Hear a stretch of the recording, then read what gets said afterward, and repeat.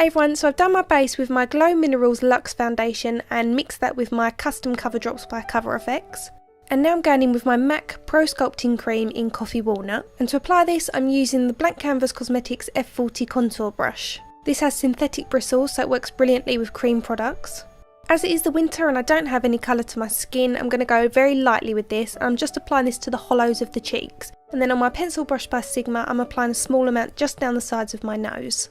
If you've got quite pale skin, then you can use something like Hollow by Illamasqua. That's a cream product, but it's great for contour for very pale skinned people.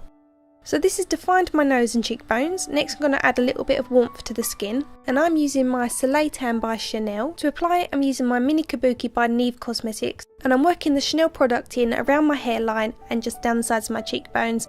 I'll also apply a little bit down the centre of my nose and a little bit on my chin, and this is just going to add warmth to the areas that the sun would naturally hit. I'm not going for a tanned look, just a healthy glow. Now, as you know, I don't often include concealer in my tutorials because I don't really need it, but I'm including it today for those of you that do, and this is the Urban Decay Naked Skin Concealer, and what I love about this is it's really pigmented but it's really light.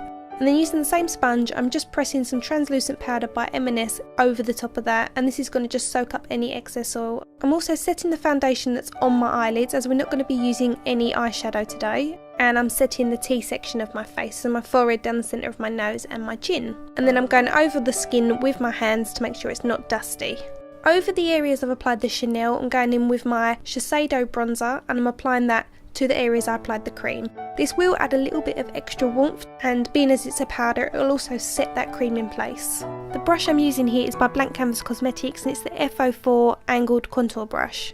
For brows, I'm going to change it up. I'm using the Anastasia Beverly Hills Dip Brow in Taupe, and the brush I'm using is the MAC 266 brush. With the brow pomade, I start at the very base of the brow and I create light-handed flicks through the base all the way up to the arch. Then starting in the middle at the top of the eyebrow, I start pulling the bristles downwards at an angle, creating small hair stroke marks. And then I continue this down the tail of the brow. If you don't naturally have much of a tail, then you will need to extend it slightly. Then using what's left on the bristles of the brush, I'm going to fill in the front of the brow. I just swipe my brush up and down, backwards and forwards, filling in this area, and it gives it a slightly powdered finish, which will leave this area looking lighter at the front, exactly how a natural brow does. Then using my Anastasia Beverly Hills Clear Brow Gel, I'm going to set those hairs in place. Obviously the pomade is sort of waterproof and it doesn't really shift, but powders and pencils can, and this clear brow gel will help keep those in place and from shifting. To give the brows a more clean, immaculate finish, I'm lining underneath them with the same Urban Decay Naked Skin Concealer. I'm using one that matches my skin tone, but if you want a brightening effect, then use one that's slightly lighter. And as you can see, they look well groomed but still very natural.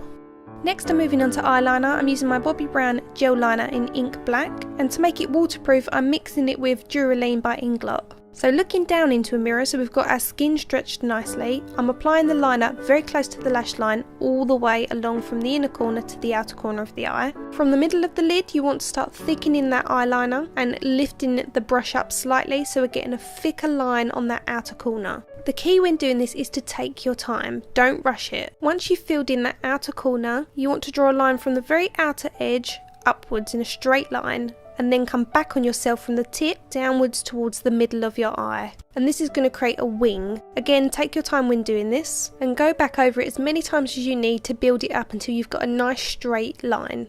Once you're happy and you've got both eyes symmetrical, we're going to move on to the inner corners of the eyes and create a nice point. You want to use just the very tip of your bristles, and then from the inner corner of that point, going to pull it back into the tear duct. That's going to give us a nice V-line appearance to the inner corner of our eyes. Then I'm just tightlining and making sure it's nice and inky underneath and there's no pink tones. Next, you want to give your lashes a good curl. I'm using my Shuramura eyelash curlers because they literally are the best, and I'm using my Too Faced Better Than Sex mascara to give my lashes some drama. At the minute, I'm only applying it to my top lashes.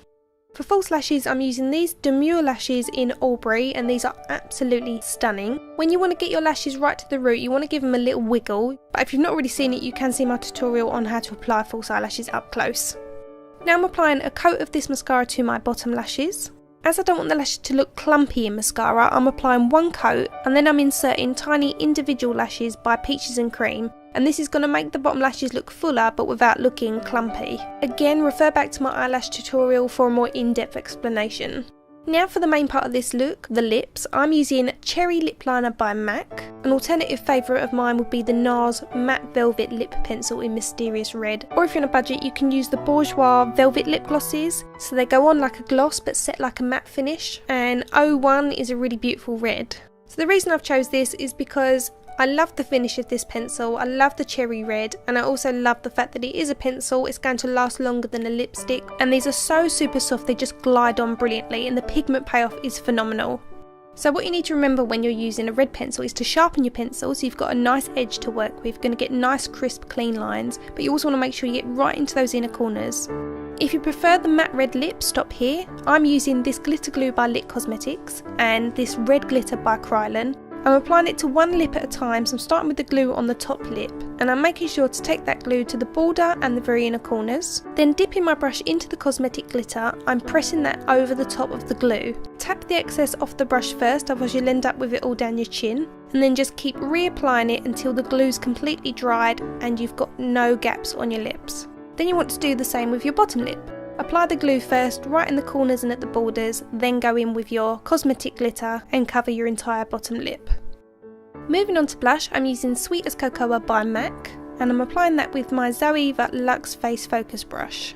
To give the lips some added glam, I'm applying a small amount of Mary Lou Manizer highlighter to the Cupid's bow and a little bit above my brow bone and a small amount on the tops of my cheekbones, and I'm just applying that with my finger.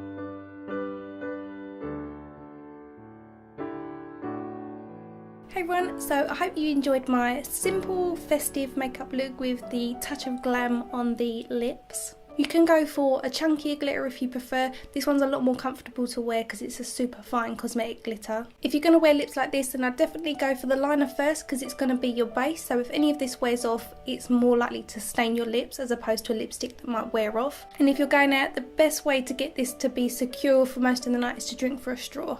So guys, don't forget to hit the subscribe button if you haven't already done so, and if you've missed my previous tutorials you can click on these now and it will take you to those. You can also follow me on Facebook, Twitter and Instagram, and they are all at Show Me Makeup. The links to those are in the description bar below. All the products I've used will be listed below as well. Thank you for watching and I'll see you in my next video. Bye!